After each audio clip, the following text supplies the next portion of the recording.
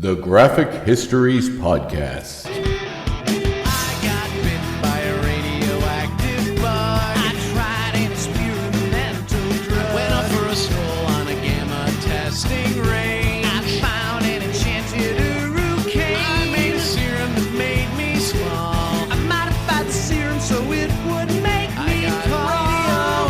Radioactive isotope in my eyes. Dying alien helped me accessorize. I gained the proportion and strength of a spider. Now I'm invincible and I can fly. I lost my sight, my other senses were heightened. I'm gonna put on my pajamas and go fight crime. Hey there, and welcome to the Graphic Histories Podcast. My name is André, your eternal host. Thank you once again for tuning in, and thank you to Ukla the Mock for our theme song, Superpowers. Here it is. It's getting close to the holiday season. Have you got your gifts wrapped? Have you got them bought? They under the tree? Have you given them to the appropriate people in preparation? Are the kids excited? Are the grown-ups excited? I know I am. I've mentioned this before. I'm going to mention it again. I love Christmas. It's a fun time of year. Everyone seems a little happier. I mean, the people that don't like it seem a little grumpier, but, and they're with their reasons, I'm sure. But I just like it. It seems like a happier time of year. The weather is kind of beautiful with the snow. I like snow up until after Christmas, that it can go away, but it's good till then. It's a happy time of year, I feel like. It's festive. People are watching, movies with mostly uplifting messages, unless you're me, which you're watching, obscure horror movies that are based around Christmas time with monsters and slashers and action murderers in Santa Claus suits. But, I digress. I enjoy those as well as the uplifting standard Christmas film, or fare, if you will. I have been watching Hawkeye, finally catching up on that. As of now, I'm up to date. When this episode airs, there will be episode 5 will have launched, which I have yet to see, as I'm recording this on Tuesday and it comes out tomorrow. However, I am very excited. Lots of rumors swirling, lots of hearsay, lots of folks speculating that Wilson Fisk will be showing up. Hopefully played once again by Vincent D'Onofrio. I really hope that is the case. I mean, Marvel has a way of kind of giving you, like a shadow play. You watch in one way and something comes at you in the right. Will they be doing this time? I don't know. However, it would be super cool if they did. There's rumors that Charlie Cox is going to be in the new Spider-Man movie as Matt Murdock. Whether that's true or not, I don't know. But that does come out this weekend as well, and I am beyond excited. Advanced reviews have come out. Very positive. A lot of people saying it's very epic. Reminds them of some of the bigger comic book events. But seeing it on screen, that it's full of every emotion you could possibly think of, and that it's got a crazy ending, and that it sets up all this wonderful stuff for the future. So, based on all of that, I was excited before that. I truly trust John Watts. I really liked Homecoming. I really liked Far From Home, and I'm sure I'm really going to like this. But many are saying it's the best live-action Spider-Man movie yet. Whether I say that, I guess I'll reserve that judgment until I see it, of course. However, the best live-action Spider-Man film, in my opinion, was probably Spider-Man 2.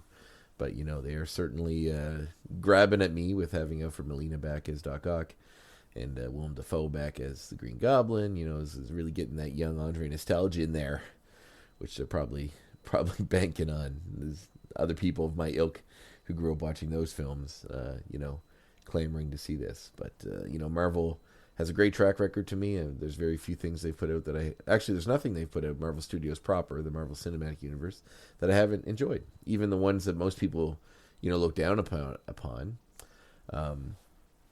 like Thor 2, let's say, or even the Eternals for some reason. And I thought it was a great movie. I thought they're both fun movies. Thor 2 I rewatched again not too long ago, and I liked it. And the Eternals I thought was excellent. Great epic sort of feel. And something a little different than the usual sort of Marvel fare. Some cosmic, great stuff going on there. So yes, I'm excited. I'm very excited for all of this and to see what's happening in Hawkeye. Although I have a theory. I don't want to spoil anything for anybody who hasn't watched it yet about Hawkeye. And I've done this before in this show, or I've told you I had a theory. Then I'll let you know later on if I was right or not. But I am almost sure on this one. And we'll see. We'll see. I watch a lot of movies, a lot of film, a lot of television. I don't usually get to sit down to watch television. I often do it while working or doing cardio. However, I've seen quite a bit of it, and there's some tropes and some things in there that kind of lead me to believe that one altruistic character is not quite as altruistic as you seem, and one who doesn't seem so altruistic, I think actually is. So we'll find out. We'll find out. I can't be any more vague than that. So we'll leave it there. Today on the show, I have Davan Skelhorn. And by Davan, I mean Davan, because I called him Davan for a very long time until he corrected me on the podcast we do together. That podcast being X-Rated, the X-Men animated review show in which we review the 1990s X-Men Fox cartoon. We watch every episode and then we talk about it on the show. We usually do a scene-by-scene breakdown. We bring up some points of the episode that we really enjoyed and talk and usually provide a few updates relating to the new version, which will be coming out in a couple years from Disney. So it's fun. It's a really fun podcast. If you dig this one, I mean, it's quite different than this one in a way, but also kind of similar in others. Like I've been told that people who listen to the podcast really enjoy it because of my candor and because of sort of the humor and the conversations I get into with some of these creators. And Davan and I sort of get into that a lot. We don't go deeply through each other's past or anything, but we have a lot of fun together talking about these scripts and these characters in this show, which is beloved by many, and myself and Davan included. So and early on in the show, I was calling him Davan forever until he corrected me and said it was Davan because it's like Gavin but Davan. So that's the way I now remember it. And I felt terrible that I got his name wrong for 4 episodes of our shared show before he finally corrected me. So we do talk about that in this show, and I learned a lot about Davan because I've known him for a little while, but I didn't know a lot about his past, about where he came from, and his aspirations and his links to podcasts, his love of Star Trek. He had me as a guest on this show, Locutors of Trek, which is very fun as well. So. Yes, Davan Skelhorn was my guest, and it was a fun chat. It was good. We had a good time, and we got to know each other a little better. And I found out that we truly are kind of a yin and yang scenario when it comes to our outlooks on humanity, and how we approach certain subjects. So, but I think it's one of those you got your chocolate and my peanut butter situations where, we're great on our own, but I think together we're just a little bit better. And I think Davan would agree. I think Davan would agree. So, and by Davan, I mean Davan. See, I'm still doing it. I told him that I'm working on it, and I'm working hard on it. He seems very jovial in that and accepting and not upset when I get it wrong. However, I am working very hard. And I have to always say in my head Gavin before I say Davan. So I'm working on it, Davan. If you're listening, I'm working on it. Anyway, without much further ado, let's go into this week's episode in which I speak with podcaster and musician, which we talk about in the show, Davan Skelhorn.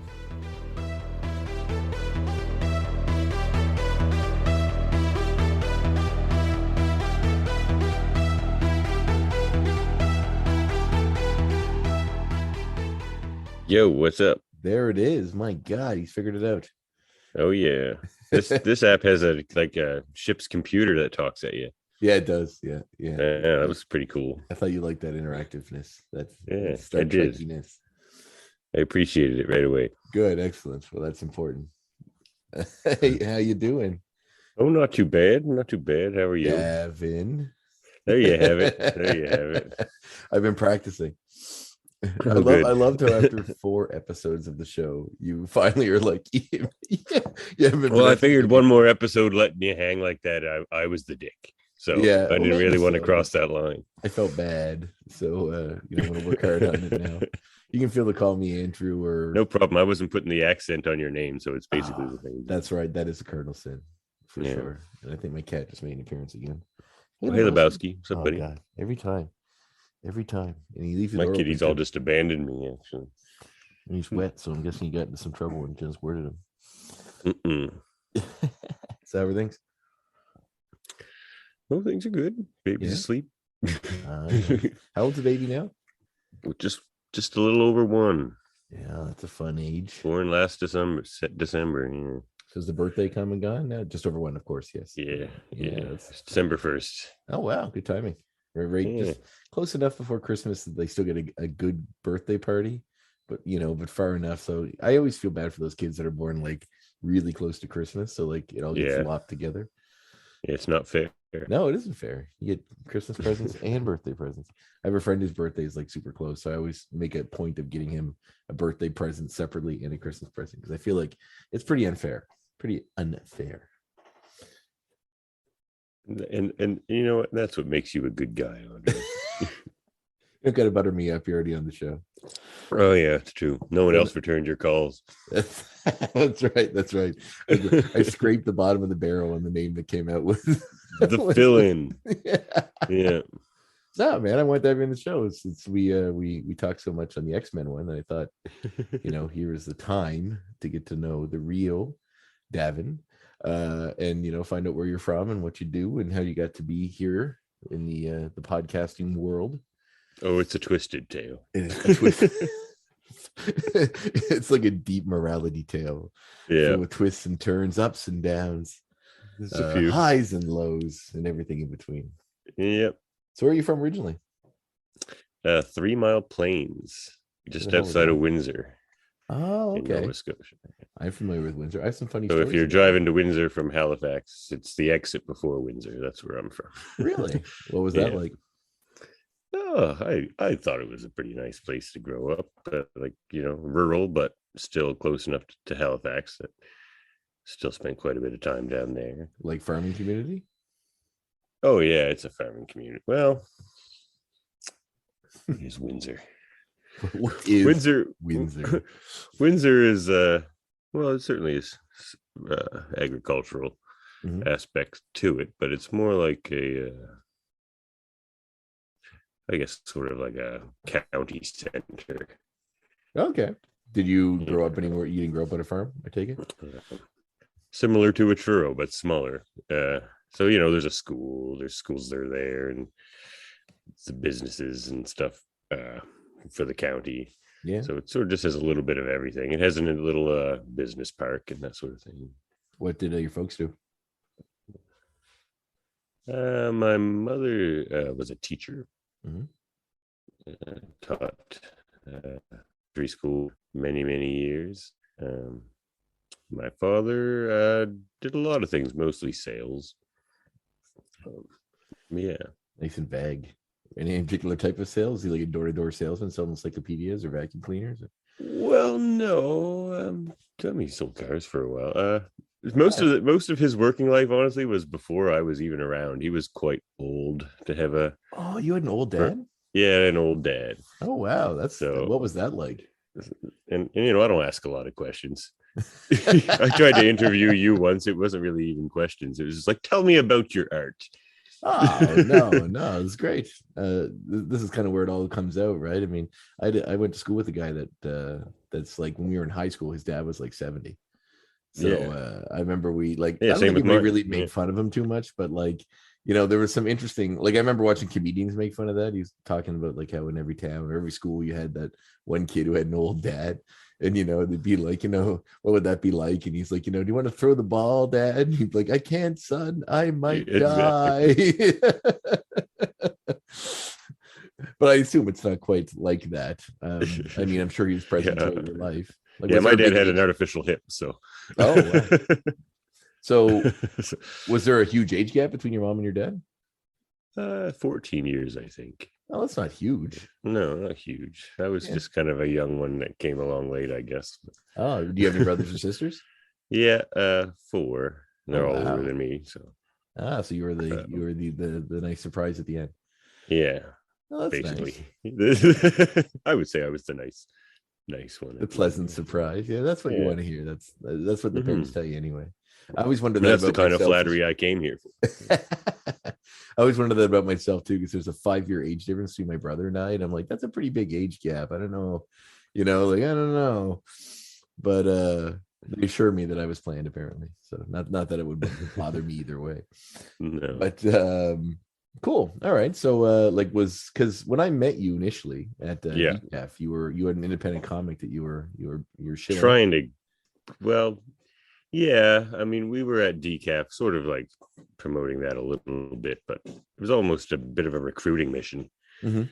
Find contributors and that sort of thing. Yeah, I recall get things rolling faster and that sort of thing. But how did that go? No, not terribly well. I mean, it was fun talking to you. That was the highlight of the show. Well, look what it produced. Yeah, 10 exactly. years later, here we are. Yeah. Yeah, no. And what was the book at the time? I remember the art was really cool. It Oh, that reminded was me of- Dina Pink, Dreamin' Huntress. right. What a Yeah. great title. And if I recall, Dina's a cool character. I mean, yeah. I, maybe come back to that one day. We'll see. I mean, it's Well- not my character. So is that the artist's character? Yeah, it was the artist's original character, Sam Richards. And because I remember his So- art was interesting. It reminded me of like Johann Vasquez there, kind of like Squee or Invaders Zim or that sort of stuff.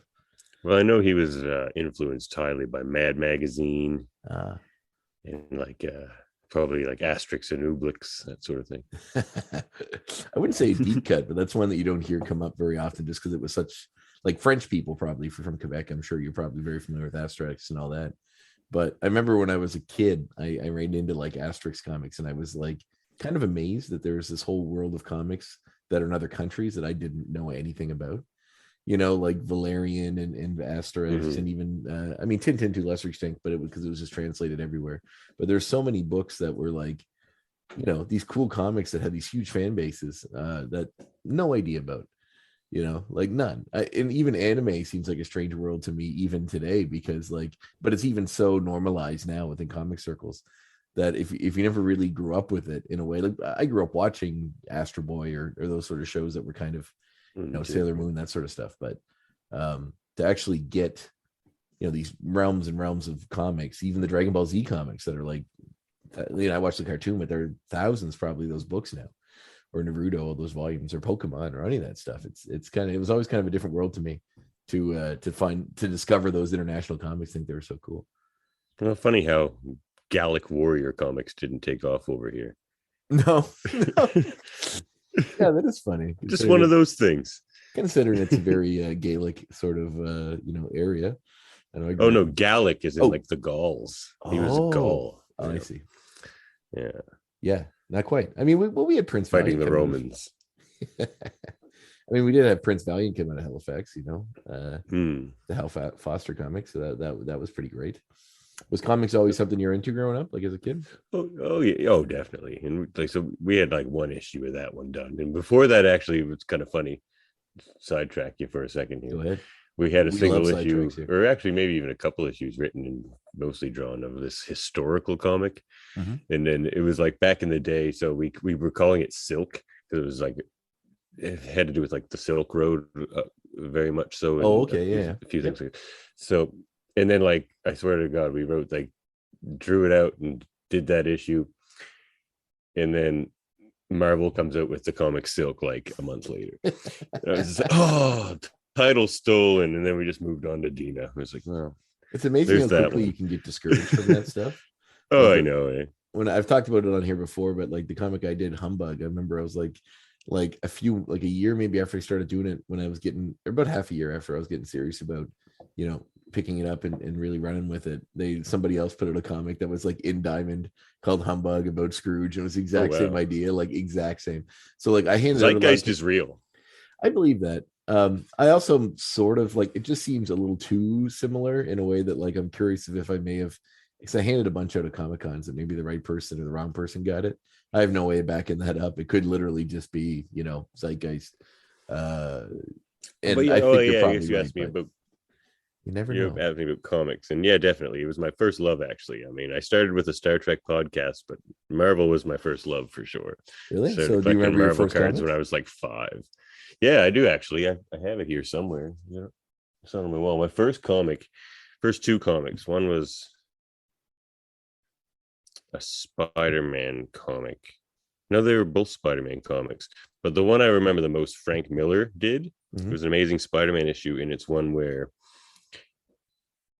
Spider-Man is blind, so Daredevil's trying to like help him cope with that and trying to help him out. But Spider-Man's spider sense keeps going off, so Spidey keeps freaking out because he can't see what's coming, but he knows there's danger about him, so he like starts like beating up Daredevil and stuff. And Daredevil's just like, even blind, I can't get away, and he's just like kicking my ass. And there's nothing I could do about it.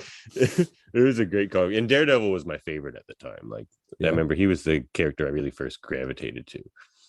Interesting choice, because he's not one that was ever really, in the forefront. I mean, the Avengers and Spider-Man and I mean in DC stuff, but like Daredevil was always seemed like, the next level down if you're like putting a tier of heroes.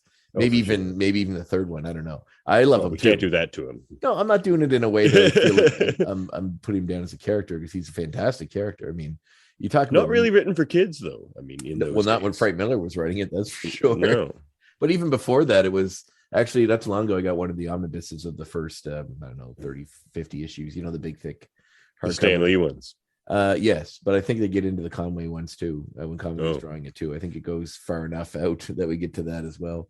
But I mean, even you think about the meat of a character, and especially one like Daredevil in the modern day, because so like this deep Catholic guilt and the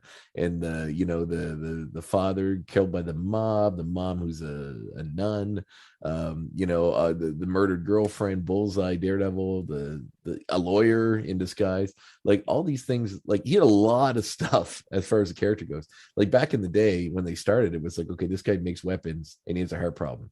That's it, or like this guy was weak and then they made him a super soldier. He got frozen. He's here. That's it. Like, this guy gets angry, turns to the big green monster. That's it. Like they gave you, the character. They fleshed characters out as time went on, but Daredevil had a lot, like even from the start. And I think psychologically, he's one of the most interesting characters that Marvel has to offer. I think so too. And even as a kid, and it's funny, I came to find out later that it's what Frank Miller really loved, and what drew him to the character was just that his flaw, or his weakness, was so obvious compared to all the other superheroes. I mean, now it's getting more where there's deaf superheroes and different things, but back those days he was kind of like the only one like that that I knew of. Like a hero with an actual. I thought that was really interesting. And, I guess people had like heart problems and whatever, and dead relatives before, but he was the first that had kind of something that society would look, but that always kind of came with something like crazy powers or whatever, like anger issues, whatever. But like he was the first that was actually something that most, that really existed in our world. And that if you saw someone or knew someone who was blind, you would naturally assume they're weak. Or they can't keep up, or they can't whatever. So it was really someone like taking that character and sort of exploring that in a way that sort of, I don't want to like give Stan Lee all the credit in the world. I've mentioned it several times. Have you read the True Believer book? No. Oh, it's good. It's really good, but it'll certainly change your opinion of Stan Lee a little bit. I wouldn't. I nearly killed Stan Lee by accident once. We can get into that later. Oh no, let's get into that now. Oh, you want to get into that right now? Okay, we'll come back. We'll pause. That's way too interesting to not mention. So this was at what was it? Fan Expo Toronto. In Toronto. And he was there. His last appearance. I had signed my Silver Surfer issues.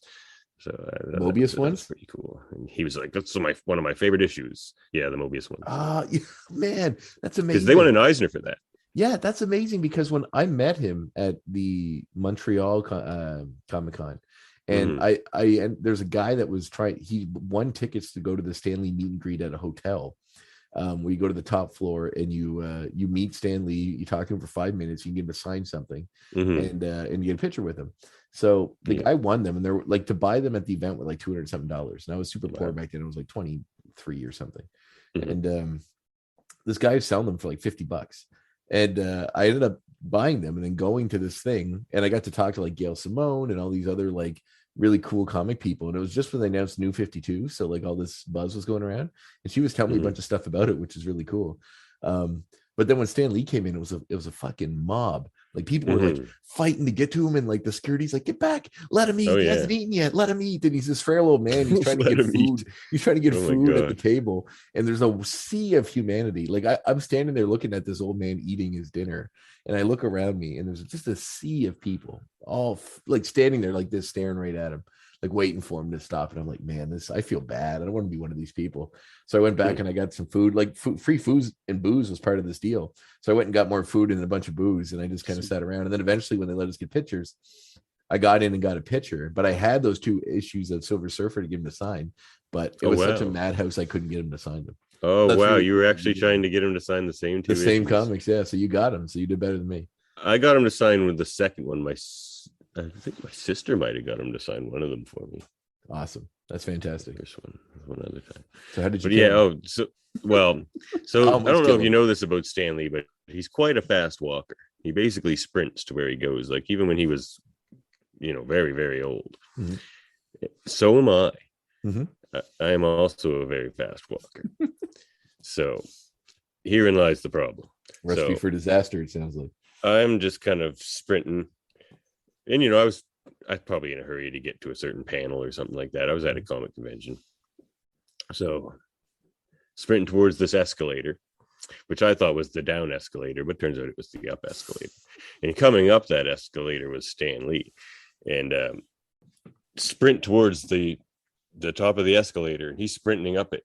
And we come like 2 inches from me knocking him right down that escalator, and I just stopped super fast. And then he just looks at me and he just goes and kind of does one of these, and he just keeps on walking. I'm just like, that was like the most charming I almost died I've ever seen. He was like, he made that like a super charming moment. Can you imagine? And then I looked over and I recognized his security guy, Max. Would you recognize Max if you saw him? His security guard. Okay, I knew what Max looked like, and I was just, because I was like, is that Stan Lee? I'm like, that's probably not Stan Lee, and that I almost killed. And then I look over and Max is there, and he's giving me a bit of a hard look. So I'm like, oh. Okay, that was Stan Lee, and we almost had a problem there. Imagine if by some twist of fate you did kill Stan Lee, and you're at a comic convention. Would I get out of that building alive? Who killed? Is the question. If I got out of the building, like you probably would. There he is. There'd be a mob on top of me. They lynch you out in the street. Oh, I had flashes of all that happening. It was funny. So that was my Stan Lee story. That's pretty stellar, I must say. Almost killing him is a pretty great story. Oh, just the look he gave me was so funny. Yeah, it does sound like vintage Stan Lee. But he gave me that look. It was just like pretty much my fault too. Like he wasn't like blaming me. It's like we're both just running around. It's like, wow, Comic Cons are such a friggin' so it goes like crapshoot of people running everywhere. It's insane to keep track of all that sort of stuff. Yeah, you never. That was like earlier in the day. Ancient legend creator. I don't know if he recognized me when I got him to sign the stuff later, but it was just earlier the same day. You were the guy who almost killed me. Yeah. I hope you made it down that escalator, true believer. He's like, Max, rough him up. He just beats the shit out of you. Give him the boots, medium style. Just dumps you out in the street, beat up. Yep. Oh, man, that's funny. So where did your first better story probably? Oh, well, yeah. But I like that one. It was pretty good. So where did these comics come from? You got, was it like a store? I don't think Windsor has a comic store. It did. It did at one point? It did. It was called The Hole in the Wall. And I started with the Marvel cards at first because I was like 5. Marvel Masterpieces, those ones? Those two, but all of them, like they put in a lot of sets. Yeah, they did. Yeah. That's another one of the things that drew me to Daredevil. He was always drawn so cool with all the rope from the Billy Club flying all around. Especially the Joe Disco ones. They're so cool. Yeah. Oh, yeah. And I love Spider-Man and Wolverine. Those are my guys back in those days. Very pulpy level heroes. So the Wolverine always gets lumped in with the X-Men, so he's fighting cosmic threats constantly. But in his own books, he's always on a ground level. Just chilling out in Madripoor. Yeah, fighting Mr. Fix-It in one of those fun comics. Yeah, I got that one on my wall right now. Oh, I think actually. Yeah, it's a fun one. I love those books. I love that series. Yeah. Cool. So were you introduced to it by somebody, or is it just you just discovered comics and then the way most kids do? Well, my best friend in elementary school actually introduced me to Marvel cards. Mm-hmm.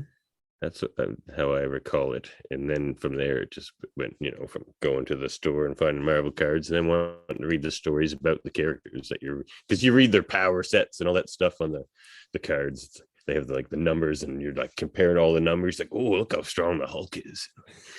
I used to like those too, although I'm sure if you were to find every one that Marvel or Wizard or any of those magazines had put out, they'd all be radically different. I don't feel like there's a system that was maintained throughout the years of power levels. They always have the heights too, and then the power levels, and that, you know what I mean? Like, to compare them now, I Oh can't yeah. imagine they would be. Oh yeah. You think so? You think Marvel's kept that level of continuity with the power level rating system they had in those I cards from the early 90s? I think they still release those cards. I don't know if trading cards is big a thing anymore. I mean, hockey cards are. They're not as big, but I was surprised to see how many of them are still going. Yeah, I guess Because there was a card store there in Halifax that had a lot of that stuff. But how about a good old days moment? Because you ask about comic stores, but where I really got my comics and something I really miss is flea markets. Did you used to go to the flea markets? Oh, and stuff? yes. Yep. So we would drive up to Sackville, who had this great outdoor flea market, and then like Penhorn Mall in Dartmouth had a great flea market, and whenever we were in another different rural town in Nova Scotia, like if we were in Truro or wherever, you'd find a flea market there, and that's where you'd find the good stuff back in those days, whether it was like little VHS cassettes or. It's rare to find comic comics books at a flea market anymore. It's not that I go to them very often. They're not the same thing. It's just people reselling new things now. Yeah, mostly. It's rare you find old stuff. Like I found the first appearance of Venom at a flea market for like 10 cents when I was a kid. Nice. Amazing. Oh yeah, exactly. Because amazing. Now with the internet, everybody knows what everyth's worth. Yeah. So it's just that is the wrinkle. You nailed it on the head there, is that everybody can just look up what things are worth now, and you're never really going to find those deals anymore unless it's some really old person that doesn't keep track anymore. But every once in a while you find something interesting. Like there's a used store here called New to You that's basically like a constant flea market. People just donate stuff and then they resell it. Oh, cool.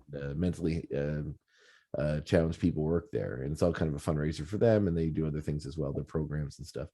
But I was in there one day, and when I was a kid, I always wanted the Spider-Man 67 collection, the DVD set they put out. Oh yeah. And it was expensive. I think it was like $70 or $80 at the time when it came out. And when I was a kid, that's a lot. And then even when I was like in high school or college, it was still a lot because I had no money. I was going to college. So I went and I was there like a couple weeks ago, and it was there for like $2, the whole set. So I picked it up and I went home, and I'm like, I wonder if this is rare because I don't see it around anymore. When I looked it up on Amazon, it's worth like $900. Like people are reselling it for that much. I guess they're new copies, so I don't know what I get for this one. I'm going to keep it anyway. But it's just you still occasionally can find something. Yeah, it's true. Like I got a sweet find even at the Giant Robot Comics shout out there in Dartmouth here. It's a great store. It's not Lego, but it's like it looks like Lego, but by some other company. But it's a Klingon D7. Nice. And I think I got it down there for like $30 or something. And I came home and looked it up on the internet, and it's in perfect condition. I asked them if it had all the pieces, assuming it was used, because it was a trade-in that they had got. They do a lot of toys there. A lot. Yeah. They get a lot of trade-ins. It's always interesting. Facebook posts, all this new toys come up. I'm always like, whenever there's a Star Trek one, I'm like, nope, not gonna do it. But old. But it goes for like 200 or something on the internet. So I was like, man. Yeah, I had one I got at a flea market one time that was a Voltron, like the fully made Voltron, and it came when he had normal, came with something that like just sits on top of a little thing with wheels. It didn't come with that, but it was big. It was probably like 2 feet high. I ended up selling it at a con just because I was kind of sick of looking at it after a lot. I had it for so long, it was cool, but I just threw it on at a con, and someone bought it right away. I know my daughter's gonna think I'm this great old timer though when I try to tell her about the whimsy of and the wonder of flea markets. Oh, for sure. Well, they're still out there, man. You can still get out there and find something. You can introduce her to the whimsy and the wonder. I'll find a way. So, was writing comics always your goal? Like once you got into it? No. What was the goal? No, I dabbled. Like when I was a kid, I wanted to be a professional wrestler like you, André. but I gave up on that. I kind of fell out of watching it and stuff too. So. Yeah, well, that's usually how it goes. Most people grow up. The rest of us go on to become wrestlers. Exactly. Well, that's what I swore I was going to be one of you guys, but that's not too late. it's true. I'm a little skinny for that, but we'll see. Well, you got some time. Put on some pounds. That's right. Put on some muscle to hit the gym. Yeah, I got the hair. That's right. Yeah, you actually look a lot like a wrestler I know from the operates at Dartmouth named Kobe Christ. Oh, He's got a whole sort of looks like Jesus gimmick going too. Well, I did play Jesus in a fake movie trailer. So. Ooh, is it like Jesus' revenge? He comes back for revenge. No, he's being well. He comes back, but then he gets like food. Oh yeah, 'cause he tries to save somebody from being murdered and gets blamed or something. Yeah, it was called The People versus Christ. So the courtroom drama. Mhm. That's amazing. It That's is courtroom drama. amazing. I want to see this. I thought it would have been good. The trailer's really good, actually. The Was music there and everything intent to is make a great. full movie? No, it was for that contest. That was his name, Jason Eisner. Oh yeah, the guy yeah, who the did whole with the shotgun guy. Yeah, yeah, he did that movie trailer contest for Grindhouse. That was for the Grindhouse. Yeah, yeah. but it wasn't Grindhouse. Like all the other trailers were Grindhouse style, and this one wasn't. So it was good, but it didn't really fit. It wasn't quite on brand. Format, I don't think, as well as if. Well, a courtroom drama is not very Grindhouse, you know. Well, Though it did have some crazy stuff. Like there's a scene with like a devil that Mark DeVoe made. Like he did a big devil makeup on a guy. Yeah. There's some cool stuff like that. So it did have some crazy elements to it. Yeah, I want to see this movie. I think you should write this. It's not my property. Oh no, I think you just an actor. Whoever has it should write this. This is amazing. Actually, it's funny. I just talked to Jason not too long ago because he made a movie in Halifax called Kids vs Aliens. Oh and, yeah. He used my wrestling ring. He rented it for me to use for the film. So you have a wrestling ring? I do. It's the one that I use for the promotion I run here in Toronto, New Breed Wrestling. Oh sweet. You run that? I did not know you ran that. I do. Oh wow. You're getting the inside promoter and wrestler. That's right. You're getting the inside dirt. So you can make yourself the champion. I could. But I don't. I was champion when I ran it, but they made the people that ran it before I took over ran it. Put the belt on me before that happened. So I had it for a little while, but then I wanted to transition into a good guy, so I dropped the title and changed it all over. Now I'm old school André Maya. Yeah, I liked your old character a lot. It reminded me of the Genius. That's exactly where it came from. I always liked the Genius. I met the Genius. I wrestled him a couple times. Did you really? Yeah, that must have been a treat. It was a treat. He's a seems like a funny guy. He's a very sweet man. Yeah. Yeah, we did like a poetry contest thing where he had some poem that was, all pro Nova Scotia, and I'd write some poem that was like putting it down, and we'd have the audience vote, and of course they'd boo me and cheer him, and then when they're cheering him, I'd hit him from behind and go to the match, and it was really fun. It was great. We did it all over Nova Scotia. In fact, I think we did it in Windsor. So. Oh really? Yeah, maybe so. Really? Wow. That would have been 10 years ago, probably now. Oh wow! You played that character 10 years ago. Oh yeah, I started wrestling when I was 21, 22. So I'm 36 now. So about 14, 15 years ago.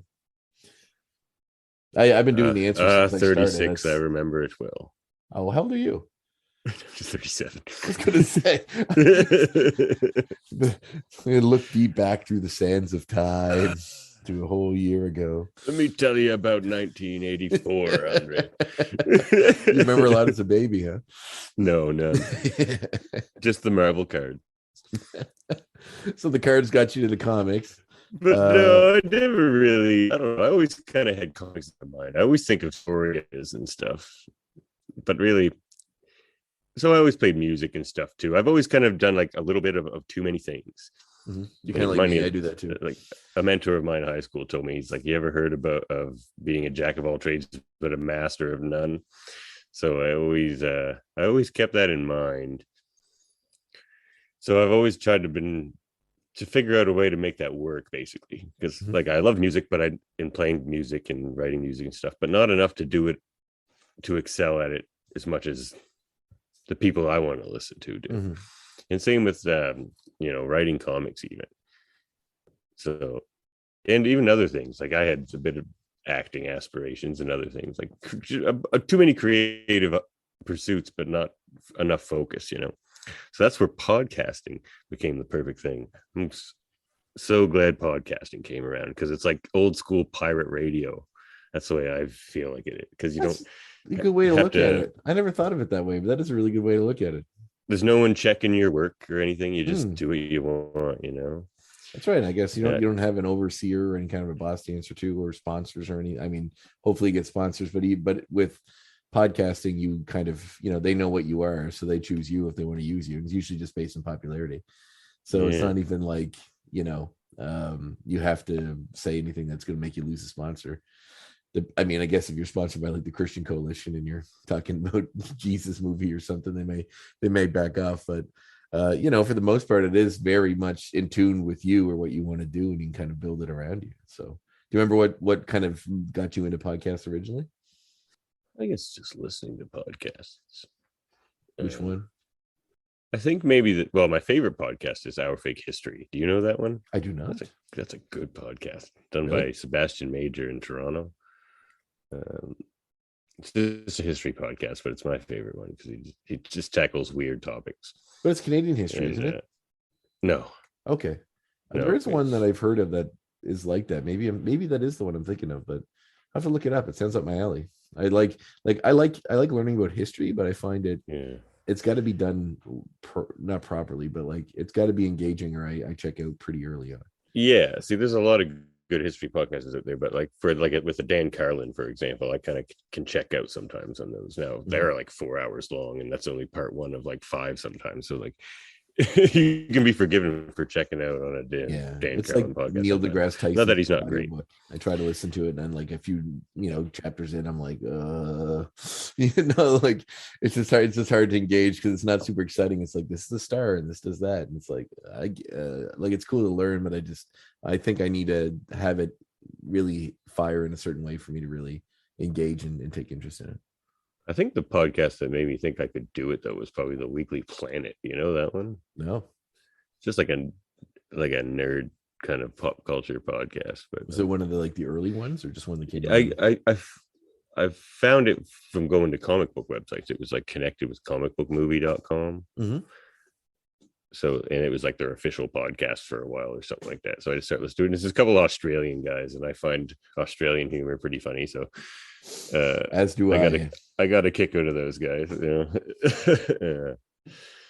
So that's cool. And then I was like, well, I'll just do one, something sort of like that, but just Star Trek.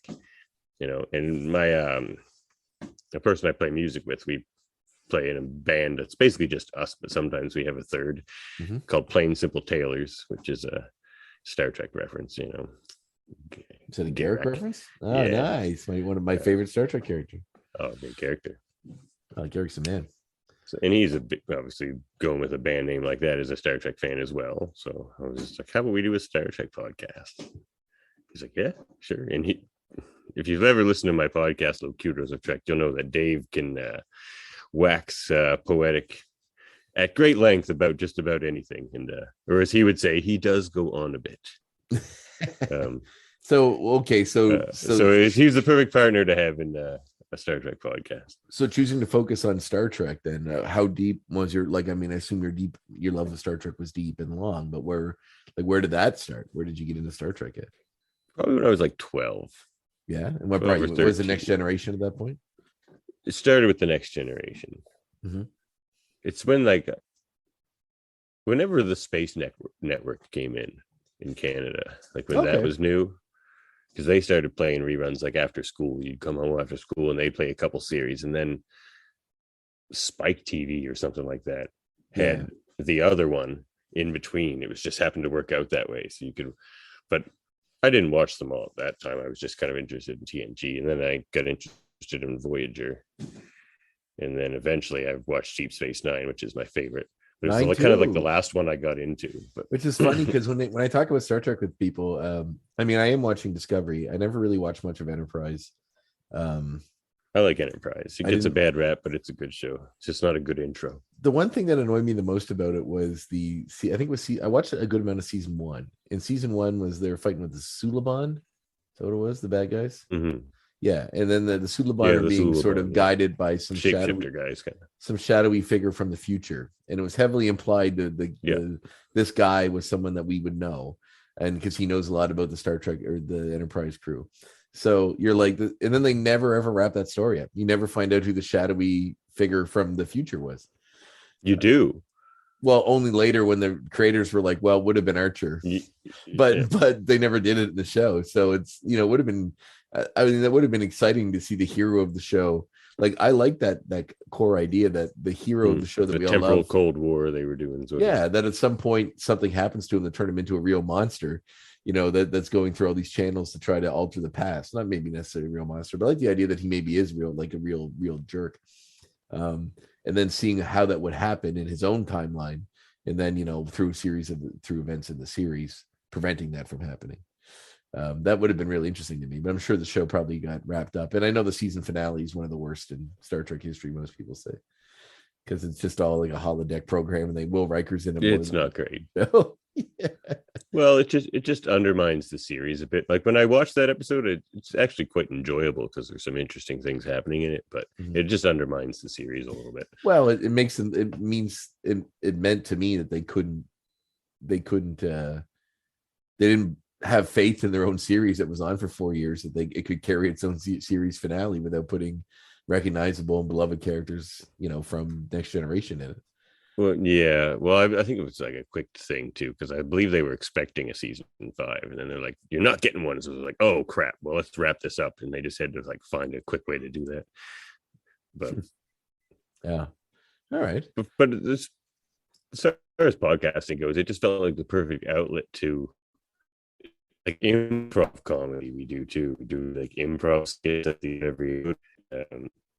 But also, I get to write. We do writers' room segments, so we write stories. So I just get to do a little bit of everything, and I hope it's working. I think it is. I was a guest on Locutors of Trek, and it was fun. But also, like, oh yeah, that's true. Yeah, it was fun. It was. But I didn't realize how long it would take to read 18 issues of a comic book. 15 or 15. When you gave them to me, I was like, this shouldn't take too long. And then I sat down one Saturday and I started reading. I'm like 2 hours in, I'm hitting issue 15. I'm like, because those comics are dense. I was like, is this crazy? Am I asking him too much? Oh no. Yeah. This is where I'm going to call you out for it. Like, thanks a lot. Yeah, it's like, Davin, you jerk. No. I told him the podcast would be like a half hour to 45 minutes. Andre's like, how long is this going to be? I'm like, oh, half hour, 45 minutes. How long could it take? 2 hours. It's well over 2 hours. Like, but it was fun because it was like revisiting, episodes of Deep Space Nine I hadn't seen before. So which is fun, which is cool. And that happened again with our first X-Men podcast. He's like, how long is it going to be? I'm like, 45 minutes. And it was like an hour and a half. And they all seem to come in at about an hour and a half. I think it's because we just have a lot of fun. Pretty fun. Like, if I really, it's fun. If the time bothered me, I wouldn't, I wouldn't do it, but I have a lot of fun doing them. So I enjoy it, man. It's a hoot. And basically, I think I always wanted my own variety show. Yeah. So I basically run Locutors of Trek like a variety show. If there's something I feel like doing, I do it. Like I played a Klingon for an hour the other night. Like, which we do like trivia games. We do games. It's which I'm whatever, going to do sometime soon. Yeah. When you the Klingon thing, I got a kick out of it because it just showed up. Like I was skimming through Facebook and it showed up that you were live, so I clicked it and it was just like you in full Klingon garb, like yelling at someone and yelling at people. I was like, oh well, Dave Davin's really yelling at my co-host and my cousin. He's really committed. He's really committed to the Klingon way. So is there an aspect of Star Trek you like what would you think has drawn you to Star Trek? I mean, we talked a little bit. It's the most thoughtful of the franchises. I like sci-fi. Or you mean Star Trek in general? Star Trek in general. Yeah. I like the morality plays. I find it just very witty, and it's not like heavy-handed with its wit. It's just kind of like easygoing, I feel like the modern Star Trek's a bit different. It's Yeah. more like kind of in-your-face disaster porn a lot of the times. Like there's always every episode's another galactic ending sort of situation, and that gets a bit exhausting, I find. Yeah, I agree. I feel like the Orville has been the most Star Trek show I've watched, the most Star Trek like show that I've seen in quite a while. I feel like it's way more Star Trek than Star Trek. I know they infuse some comedy jive with Seth MacFarlane's humor. It just doesn't work on me. Really. It really feels like I'm watching old stuff, like Next Generation. I did enjoy one episode of it. I didn't watch it all or anything. I watched a few episodes of it, and it was a bit too Seth MacFarlane for me. But there's one episode that was really nice, and it felt like a TNG episode. It was that there was like a courtroom scene in it. And they bring in this woman who was like a respected poet or something on the world and all that kind of thing. It's the one where the species, so the security officer, his species are only males. There's no females. Right. Yeah. But every once in a She's a while, female. genetically, a female is born, and then they turn it into a male. And the lead, the security guy and his husband have a female child, and they have to go basically to this planet and defend the choice to not change the gender. One wants to, and one doesn't. And then they discover like a secret race of females living on the planet that are defend their right to be female. And it's like that It was speaks nice. and that speaks volumes of social commentary beyond anything I've seen on Discovery. Like I like Discovery, okay, but they're not doing stuff like that. Like there's an episode in the Orville where there's a Earth-like society a little bit further in its development where there's no judge and jury system. You just vote on social media whether people are guilty or not. Yeah. And that's it. Yeah. And like that's really interesting to me. Like because people crazy. do that now. Like it's not in a court with real world consequences, but in a way it is because people lose careers, and whether they deserve to or not. Who are the random people that just hear a soundbite or watch a clip or read a 5-minute article to judge it without knowing the whole story? And like all of that stuff, Mob rule has become like legal again, Exactly.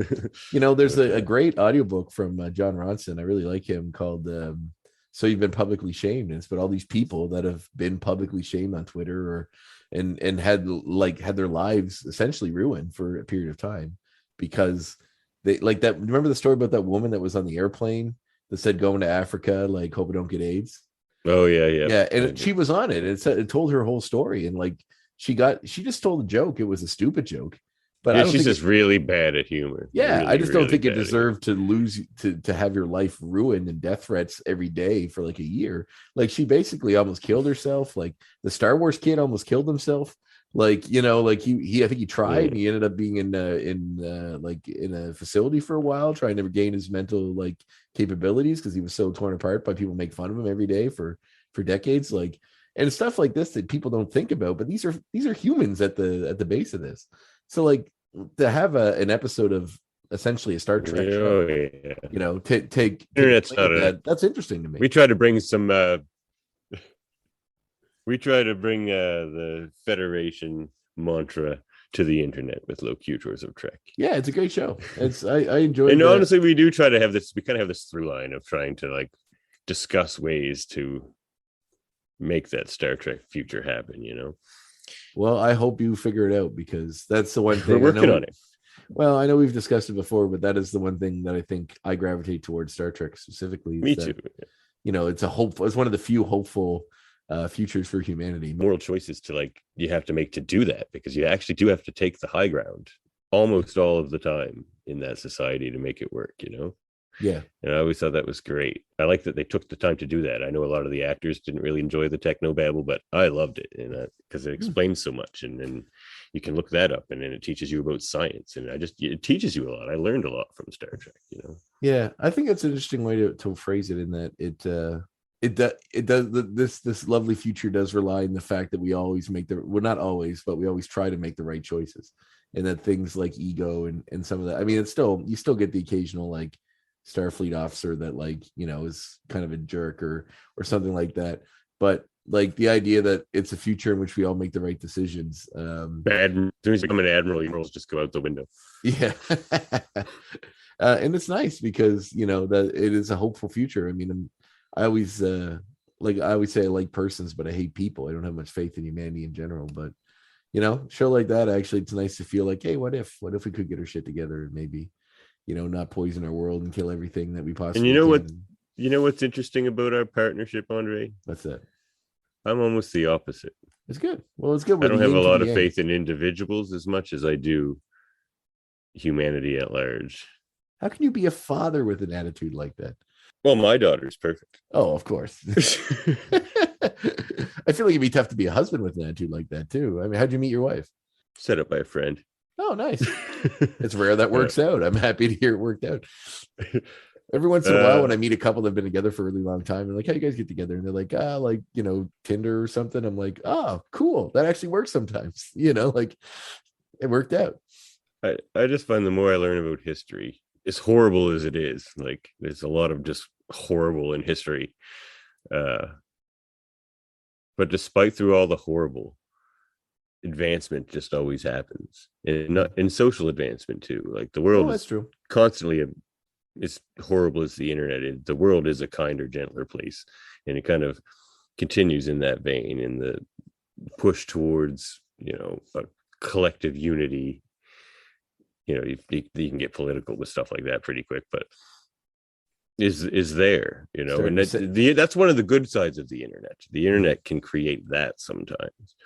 Well, it can certainly, I mean, that's a double-edged sword, but I totally agree with you. It can certainly give us, it's a great way for people to meet and exchange ideas and to maybe build something together. It's also a great way for people that have backwards ideas to feel validated by meeting other people that have their same shitty opinions. I always say that, like, back in the day, if you were like the community racist, people just didn't like you, and you had to deal with the real world consequences of that because you didn't really have any friends. But now you can just go online and find thousands of people that agree with you, and you have a community that's waiting in and to embrace you and make you feel validated by being a piece of shit. That's pretty much my view of the internet as well. That's the problem. Exactly. That's the problem. So I mean, it's a double-edged sword. It's like we can get together and talk about Star Trek. Positive feedback loops, it just creates echo so many positive feedback loops. And echo chambers too, right? Echo chambers. You don't need to find a new opinion because you have so many people repeating yours back at you. You feel like it's right. And I don't think the creators of the internet, or even like sci-fi writers of when Star Trek started or whatever, would have ever thought that creating the like universal information and knowledge bank that's accessible to basically everyone would have kind of created less curiosity for that knowledge. Yeah, that is weird. Like the way people used to, read a new, like they say in the Canadian Heritage ad, people used to get into the newspaper like a warm bath, and everyone did. Like everyone read the newspaper, and they'd get it in the morning and like read it from start to finish before they'd even go to work at like 6 a.m. like just to get more knowledge. But I feel like that's maybe disappeared a bit. Oh, for sure. You think like there's no reason we all shouldn't be experts in everything. If you want to, if you like wondered about the Crimean War, you should go. There's only so much time. Yeah, that is true. Go read everything about it. I mean, but the thing is now you can't, it's not even about your friends or your community online that you go and meet up with to be racist or whatever. It's like you can find news that is that now. It used to be the news was the news and that was it. Now it's like if you can find news that slants towards your racist views. And it's pretty news and it's pretty popular. It's a big network. People watch it. They make great shows, but their news is fucking terrible. Like there are things out there like that. It's weird that a company that makes like the X-Files or all these like weird progressive sort of shows also has like the most weirdest backwards like right-wing news company that's on the planet, really. I mean, there's worse ones for sure, but it's mainstream. So X-Files makes money. That's true, and I guess that's all that really matters in the end. I think you nailed it on the head right there. All right, so I mean, how many years did Fox let The Simpsons bash them openly on their show? Yeah, they still do, but that's right because they make money. Yeah, that's funny. Yeah, I never guess thought of it that way, but it's true. I guess it's fine. You can make fun of us as long as the cash keeps rolling in. Like whenever they tried to show an example of like a horrible person on The Simpsons for a while, they would just show like a Fox executive or like the big Fox Rupert Murdoch. Yeah, like they were running that gag for a while. I was just like, pretty funny how this. Well, now that Disney owns them, it's funny because they haven't seemed to have made much jokes that way, but you never know. Towards the mouse, yeah. The mouse don't play. The mouse don't play. Especially in China. You don't badmouth China. That's where the money is. Yeah. South Park did some pretty great episodes about that. If you're a South Park fan, I highly suggest the last. I was, but it just went too long. So no, it's still great, man. It's still. I'm sure it is. It's fantastic. It just went so long. They just signed some big deal. They were The Simpsons. I love The Simpsons, but I can't keep watching. No, I mean, you can pick up an episode of that and watch it anytime. It's like you're gonna lose anything. But South Park did some pretty great. They did a recent. They're pretty current. Yeah, they are. They signed some deal with Paramount Plus or whatever, where they're doing these hour-long specials, like 14 of them in a year or something. And so they're kind of like super long episodes. And in the recent one, they call it the post-COVID special, and it takes place when the pandemic ends, and it's 40 years from now. So the kids are all adults, and there's like this new variant they're calling the COVID Delta Rewards Plus variant. What are the rewards? Yeah, that's what I was wondering. But it's pretty great. Like I'm still really digging it, and time travel's at play, so I think they're going to go back and probably put the show back where it was. Well, it's going to be. It's continued, so we're going to see where they go with it. But it's fun. Yeah, it's fun, and it's cool to see the kids as adults. Like Cartman's a rabbi now, and and like when did he convert to Judaism? Kyle is convinced that he did it only to mess with them. And, sure he did. And they're almost 50. They're like 48 or something, like, because it's 40 years later, right? Oh, yeah. So Cartman's like, you think I really spent the last 40 years of my life being like converting to Judaism, becoming a rabbi just to stick it to you? And he's like, yes. He loves the long game. He loves the long play. I feel like they're going to reveal that later, but I don't know. We'll see how it goes. But like, he has a wife named Yenta, and like all the kids are like super Jewish, and like it's really, really funny. But it's a good show. All right, so I think we've got up to mostly today. So what was the impetus for our mutual podcast, the X-rated X-Men animated review show? Well, was it the announcement that I they had were the doing time. a sequel series? I had the time. I'm kind of almost pretty much a stay-at-home father these days, and I was probably driving everyone I was doing Star Trek stuff crazy, just like, let's do this on this day, and let's go. Like, I'm like, come on, let's go. I keep the train rolling, So I'm like, I need another project, so I stopped hassling people so much, and now I can hassle you a bit. And, it's welcome. I'll probably try to slowly turn this show into a variety show as well. Like, the X-Men show. Well, yeah, we'll get some games going and stuff probably, because I'll just like think of stuff, and I like to go with things, Yeah, I find too often people try to find so many reasons to not do things, and it irritates me for them. I'm like, people like just find so many excuses to just not do things they would otherwise want to do. Yeah, because life. I try not to do that as often as possible. Life can be busy, and life can be tough, but you have to make the time for the things you want to do, for sure. And I respect that. The comic thing came from, right? Because it's just like, I'll just do it. Like, we'll just do it. Right? That's like with my buddy saying, like, let's just do the comic. We'll go to the comic convention, everything. I know we're probably putting the cart before the horse, but whatever. Fake it till you make it. Yeah, exactly. And that's what I figured with the podcast too. I'm like, I can just pretend to be a podcaster, and then eventually I'll probably be a podcaster, because that's what you do. You fake it till you make it. That is true. I think I needed something. I needed everything. Needed something to focus it all. Like, I had musical aspirations for a while, but eventually I gave up on that. Well, I feel like you could marry Star Trek and you just become like the ultimate Star Trek parody tribute band. I mean, I feel like that's a niche that might not be completely filled right now. So you can work at cons, you can hang out with Ukla the Mock. We're getting there for 12. I feel like we can hang out at a con again. Yeah, that's right. That'd be nice too. I feel like I peaked musically, like coincidentally or like circumstantially, and it didn't even have to do with music. It had to do with more like hitchhiking. Okay, well, what do you mean by that? Well, that SARS concert they did? Yeah. It was like the biggest concert in Canadian history. Yeah. I was the first person there, but I was not the first person inside, because I got there like a day and a half or 2 days early or something like that. And I just like parked myself under the only shade they had there, because it was like in an old airstrip or something like that, Downsview Park. So there's no shade except under this sign that said like, "Thank you, Rolling Stones, for saving Toronto," or whatever, because it was like, big charity benefit concert because of like SARS, which seems so minor now that we've in the COVID era. I mean, COVID is a version of SARS. So yeah, it's true. It has never really gone away. And then some guy comes up to me and he's just like, "Can I take your picture?" And I was just like, "Okay." And I didn't like tell anybody. I was like 18 or something. I didn't tell my mother or anybody that I was just hitchhiking to Toronto to this concert. And then she found out because both Halifax newspapers put that picture in the newspaper with my name and everything. It's like, that's amazing. So I'm like, at least I'm gonna be I was here early and like, hungry and like, needed something water probably, but so I'm like, whatever. There's nobody else here. I'm gonna go find some better shade. And the only other shade was like there was a couple of like pine trees across the highway, because I was just waiting on like the side of a highway to get in, and then I fell asleep under this tree, and then I wake up and there's like at least 200 people in front of me in line, this is like from where I was before.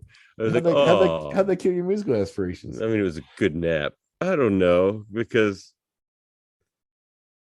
staring at the Rolling Stones for an hour or hours, making you just feel like I'm never. No, because I felt like I liked that aspect of it better. I liked kind of like hitchhiking around to shows, and I didn't know you were such a hippie. This is a real... Oh, I was in those days, man. I was in those days. I mean, if I looked at you, I would assume times, that, and for like sure. lived in the mountains and climbed the mountains every day, and like communed with the goats. My God, you sound like you had quite a life, my friend. Oh man, like, well, mountain goats saved me from bighorn sheep one time. That was fun. How did that? Okay, we'll explain this now. Well, I climbed this place in Jasper.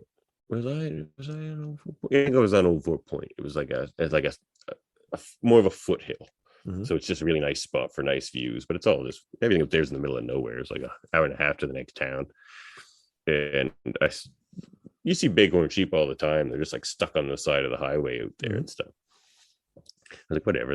They're quite small. But so I just usually just climbed the mountains and stuff by myself most days. And there was a tree there, like, and they're all up in this tree because they can climb trees. And I was like, oh, okay, that's cool. Hey, sheep, right, right on. And then they look at me, and I'm like, okay, cool. And they all get down over the tree, and they all start coming at me, kind of aggressive. I was like, oh no, I'm about to get killed by bighorn sheep, because they're kind of intimidating with their big horns. Yeah, they and can stuff be when they aggressive start too. to come at you. And I'm like, well, what's their problem? So then I'm like trying to get away from them, and they keep following me. And eventually I come across mountain goats, which are way bigger than bighorn sheep. But they were all laying down and stuff, and they seem pretty chill. So I'm like, I wonder if I just hang out with these goats, if the sheep will go away. So I just like walked like, a foot even from all these ginormous goats, and they didn't care about me. I'm just kind of weaving through these goats and the sheep. And I just like sat on this big rock and surrounded by all the goats. And then the sheep wouldn't cross the goat line. Wow. And eventually got bored and went away. You were saved by goats. Yeah. You're like, those were funny times, the old hitchhiking days. What? So like, you just were a nomad for a while? You just wandered around the country, hitchhiked, and went wherever you went? Pretty much. Yeah. What drove you to do that? Basically. Just to see the country, or because I started to do the concert thing. I started to hitchhike to concerts and stuff, and I was like, this is really fun. So I'm like, why not just like go farther? And you didn't get murdered or raped or anything? No, there were some good. weird things that did happen at certain times. Like people come on you and stuff? This old dude grabbed my leg once, but then I was just like, so he just like dropped me off at the next exit. Remember the Grassy Junior High? Yeah. And this like priest guy got weird one time, and he just started to tell me weird things. I'm like, I don't want to know your weird things. Well, that's the thing about being a hitchhiker, is everyone tells you all their deepest, darkest stuff, and that's another thing that I find interesting about it. And they'll never see you again. Yeah. Now on the internet, you can people pick you up for that reason, like pick you up just to unload everything, and then as soon as they're done telling their stories, they drop you off. Interesting. I feel like you got a good variety show on your hands here. Just like you follow one hitchhiker that just goes across the learning everybody's secrets. It's like the Littlest Hobo, but like as a human. Jeez, that's a good idea for a podcast. Oh God, this is so podcast centric. It's got to be podcast. But you're true. It is I good. like no, it. It's good. It's and the live stream stuff's fun on like the it is different doing a podcast in a live stream format because I'm not used to that. Also, am I allowed to curse on our podcast? Because I do it all the time, and I never asked you beforehand. Are you? Yeah. You can. Okay. I figure we call it X-rated. We might as well go for it. I have to start clicking the explicit button, but I can do that. Because I was like, I keep the Star Trek thing clean because I'm trying to just make a better world. That is true. Yeah, that is true. But I realized that one day. I was like, I curse this a lot. I never asked Davan if I should do if I could do that. I'm just like, oh, look at this fucking moron. No, it's not that bad, but it's fun. No, I really dig the show, man. Like I said, it gave me a good example, or good reason rather, to go revisit the 90s X-Men and rewatch that. I'm assuming the fact they announced the new season was part of the reason why you wanted to do it. That probably gave you the pain. Yeah.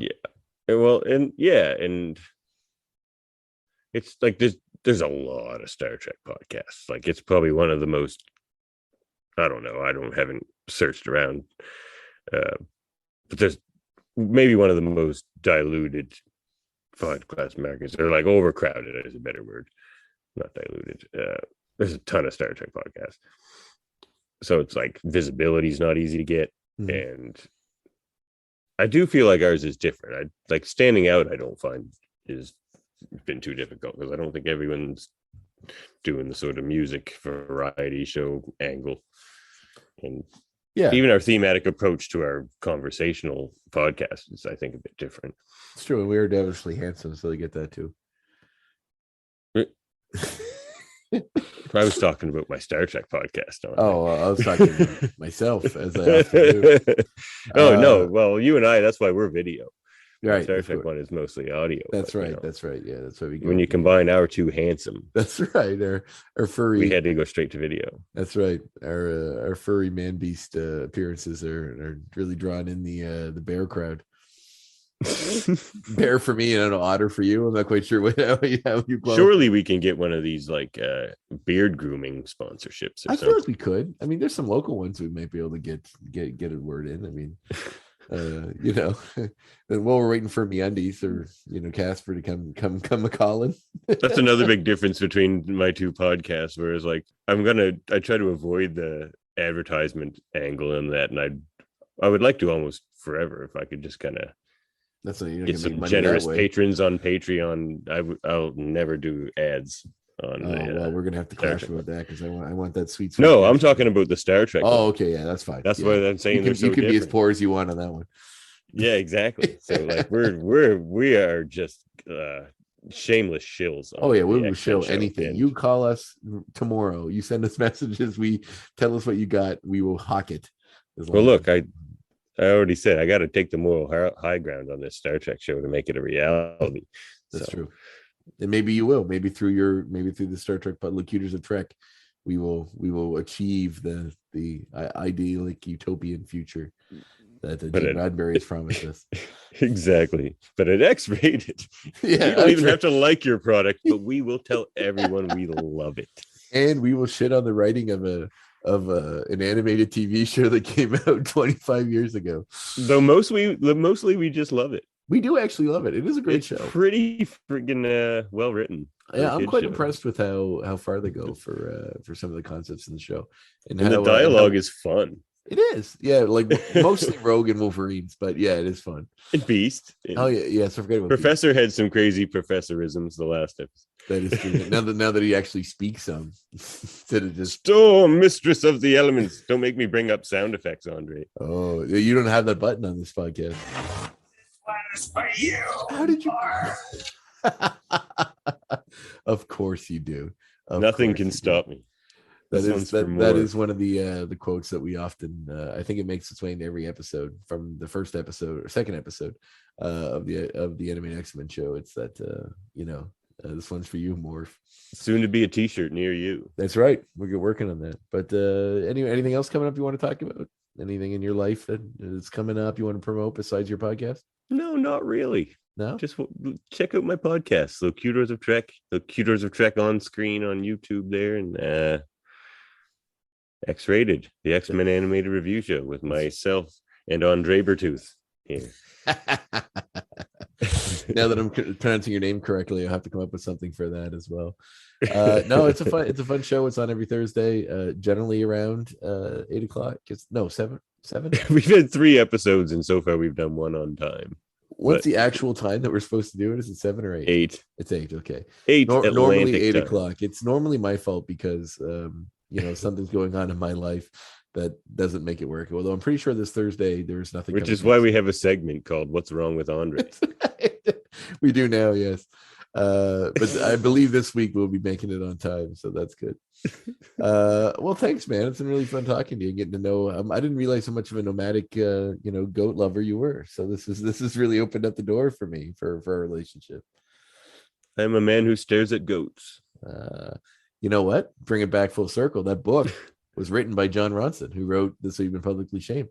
Wow, what a neat way to tie this bow. There you go. The movie was based on his book, which is about he's a journalist, which is about him Yeah. investigating all these weird black ops CIA stuff, trying to help Yeah. make people have mental powers. So By staring at goats. by staring at goats.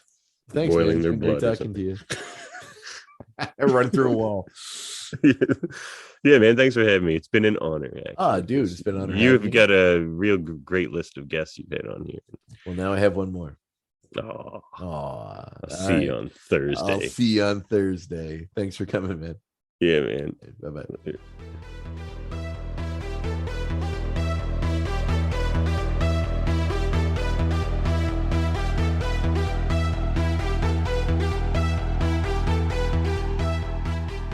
And there it is, my conversation with Davan Skelhorn. See, I got it right that time. I've been listening and learning. Thank you very much for tuning in once again to the Graphic Histories podcast. Stay tuned to social media for who our guest will be next time. That episode will be airing on January 1st. That'll be the first episode of the new year, hopefully. I mean, I may take a break. I'm not planning on it, as long as I can grab a guest in between the holiday season to make sure we can make that happen. We will be here, but since I won't be seeing you, I'd just like to say happy holidays, whatever you celebrate, if anything. I hope that you can do it with your family, with your loved ones, with those that are special around you, and that you can have a good time filled with love and friends and kindness and all that good stuff. I'm not religious in any way. Don't really believe in it or any of it, but I do like Christmas because it is a good time of year to sort of reflect on all the things you have in life that you can be thankful for, and to enjoy sort of the I don't know how to word this properly, but the like communal joy, around. I do think that in environments filled with happiness and camaraderie amongst people, it does amazing things for your mental health. And I think, providing you're in one of those environments, I think that the holidays are a great time to take advantage of that and to really, take stock in what you have and how lucky you just may be. But yes, Merry Christmas, Happy Hanukkah, Crazy Kwanzaa, whatever the things people say. I would like to say all of it to you. And I can't thank you enough for being a subscriber, for tuning in. If you're not a subscriber, please subscribe and checking out my podcast as well as my other podcast that I create there with Davan. That would be the X-Rated, the X-Men animated podcast, which I talk about quite a bit on our social media, so you can check and follow those links to get there. But please go and subscribe to that as well, because we have a fun time over there. And as you can tell when we had our conversation here, we get along pretty well, and a lot of that sort of back and forth is put more on display over on that show. So be sure to go over and tune in. And in the new year, be sure to tune into my next episode. But once again, thank you for being a subscriber, for being a listener, and for tuning in, because it means the world to me. It's the best Christmas gift I could ask for. Now this happiness is over. Happy holidays, and I will see you in 2022.